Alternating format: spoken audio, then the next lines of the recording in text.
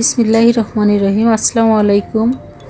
আশা করছি সবাই খুব ভালো আছেন। আজকে নতুন আরও একটি রেসিপি নিয়ে চলে এসেছি। আশা করছি সবার খুব ভালো লাগবে। লাউ পাতাগুলো ভালোভাবে ধুয়ে পরিষ্কার করে নেব এবং শুটকিগুলো একটু পানি দিয়ে ভিজিয়ে রাখবো কিছুক্ষণ।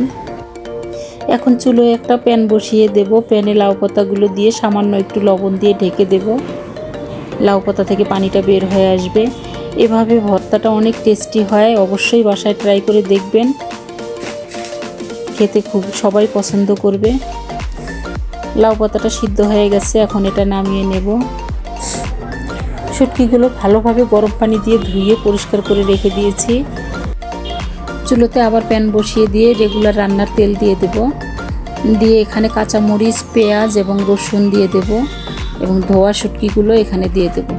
দিয়ে সুন্দরভাবে লাল লাল যতক্ষণ ফ্রাই না হচ্ছে অতক্ষণ ফ্রাই করতে থাকবো।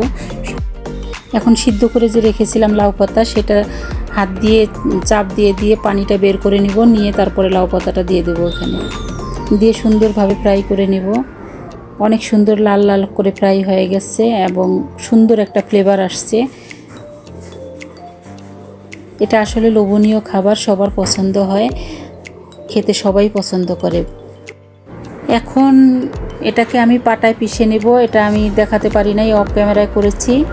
পাটায় পিষে নেওয়ার পরে অনেক সুন্দর একটা লুক এসেছে। তো আশা করছি আজকের রেসিপিটা সবার পছন্দ হবে। কেমন লেগেছে আপনাদের আমাকে অবশ্যই সুন্দর একটা কমেন্ট করে জানাবেন।